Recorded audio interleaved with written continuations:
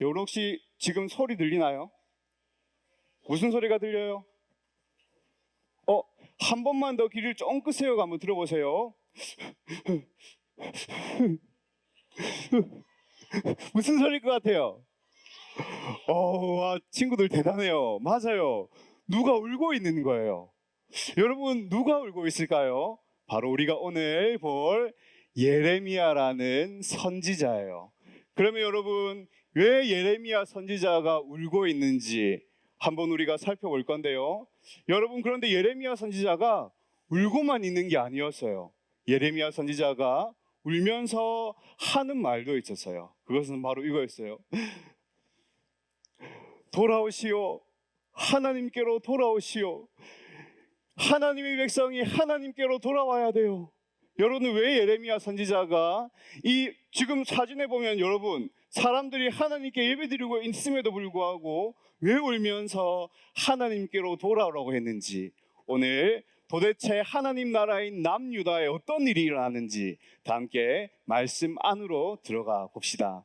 여러분 혹시 기억납니까? 저번 주에 전도사님을 통하여서 하나님을 사랑했던 한 왕이 있었어요. 그 왕이 누구죠? 와, 너무나 잘 알아요. 답이 이쪽 화면에 어떤 왕이었는지 크게 한번 외쳐볼까요? 시작. 요시야. 맞아요. 요시야 왕은 하나님을 정말 사랑했어요. 그래서 하나님이 미워하는 그 우상들도 이압 이렇게 무너뜨릴 뿐만 아니라 이러한 하나님께서 요시야의 귀한 마음을 보시고 요시야에게 정말 중요한 선물을 하나 주세요. 혹시 그 선물이 뭔지 아는 친구들 있어요? 오, 맞아요.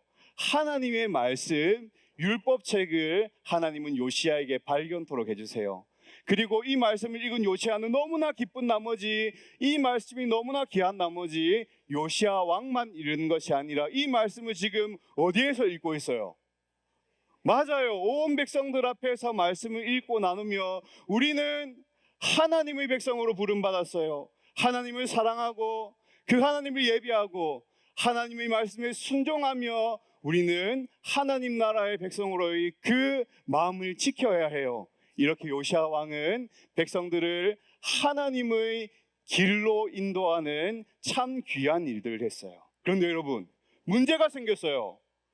요시야 왕이 이제 하나님의 부르심을 받고 죽은 다음에 그 이후에 왕들이 새롭게 태어났는데 그 왕들은 하나님을 사랑했을까요? 안 사랑했을까요? 맞아요. 하나님을 사랑하지 않았어요. 그런데 여러분, 한 왕만 그런 것이 아니라 지금 사진에 보니까 왕이 몇 명 있어요? 이름을 한번 크게 읽어볼까요? 시작. 여호아스, 여호야김, 여호야긴. 여러분, 이어서 일어나는 이 세 왕들은요 하나님을 사랑하지 않았어요. 그래서 어떻게 합니까? 하나님을 예배하는 것이 아니라 그 요시야가 무너뜨렸던 우상을 다시 세워서 우상에게 예배를 드려요. 뿐만 아니라 하나님의 말씀에 순종하지 않고 내 마음대로 살 거야 이렇게 하면서 하나님의 말씀을 미워하며 내 뜻대로 살아가기 시작했어요. 그런데 여러분, 이 일을 주도한 사람이 누구라고요? 바로 이 왕들이었다는 거예요.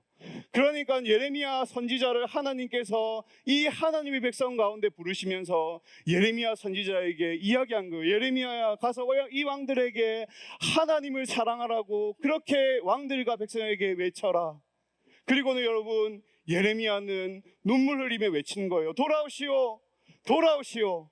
하나님의 백성으로 하나님을 사랑하며 하나님을 예배하는 그 자리로 돌아오시오. 우상 숭배를 멈추시오. 왕이시여, 하나님의 말씀을 드려야 됩니다. 그런데 여러분, 이 왕들과 백성들이 하나님의 말씀, 즉 예레미야 선지자가 울면서 한 그 말씀을 잘 들었을까요? 안 들었을까요? 맞아요. 하나님의 말씀을 끝까지 안 들었어요. 그리고 그 결과 어떤 일이 일어났을까요? 바로 이 왕들은 하나님의 말씀을 어긴 그러한 심판을 받게 됐어요. 어떠한 왕은 그 왕의 자리에서 어떻게 됐을까요? 잘렸어요. 또 어떤 왕은 왕이었음에도 불구하고 지금 어떻게 하고 있어요? 잡혀가고 있어요. 여러분, 한 나라의 왕이 이렇게 비참하게 자신의 인생이 끝나게 될 뿐만 아니라 더 안타까운 것은 왕들뿐만 아니라 하나님의 백성으로 부름받은 그 유다 백성들도 바벨론이란 나라에 멸망당하게 되고 이렇게 포로로 끌려가게 돼요. 여러분, 그러면 우리는 이런 질문을 할 수 있어요.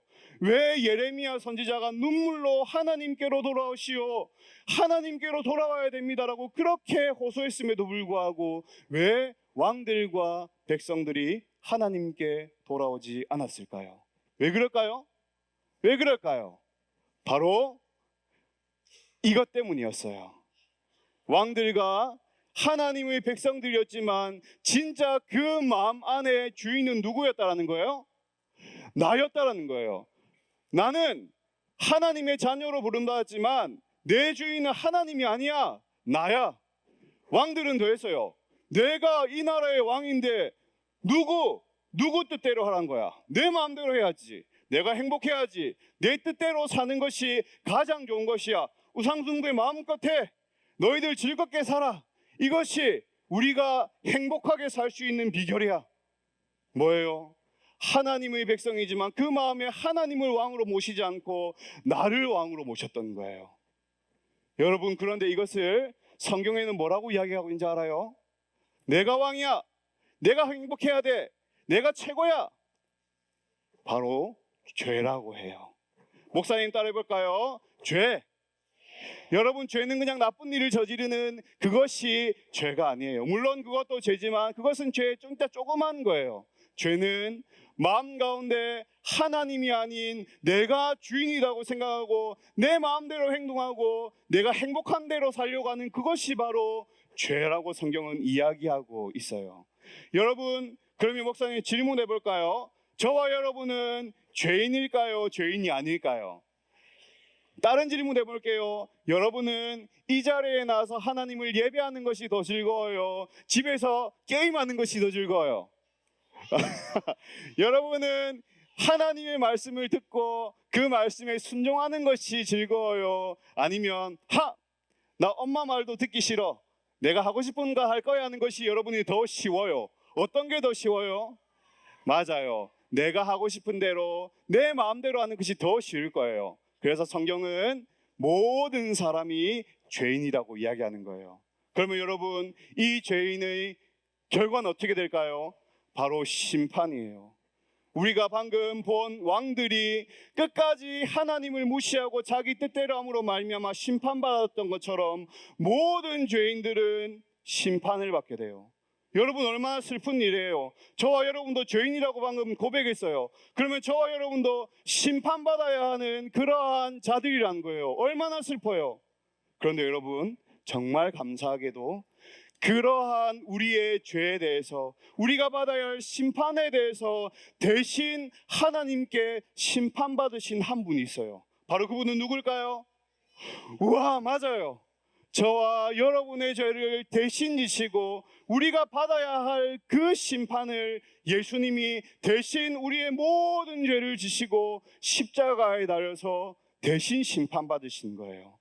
그리고는 예수님이 나의 죄를 대신 지시고 십자가에 달려 죽으신 그 심판을 믿는 모든 자에게는 어떠한 일이 있을까요? 바로 하나님의 자녀요, 하나님의 마음을 이제야 알고 그 말씀을 사랑할 수 있는 귀한 하나님의 자녀로 부름받는 것이, 바로 이것이 하나님이 우리에게 주신 기쁜 소식이고 복음이고 귀한 선물인 거예요. 이 시간에 우리 이걸 기억하면서 마지막으로 이렇게 외쳐볼까요? 자, 준비 시작. 우리 죄를 대신 지신 예수님을 통해 왕이신 하나님의 말씀을 마음에 품을래요. 약간 길지만 한 번 더 우리가 큰 소리로 진짜 마음 가운데 품고 이 문구를 크게 외쳐봅시다. 시작. 우리 죄를 대신 지신 예수님을 통해 왕이신 하나님의 말씀을 마음에 품을래요.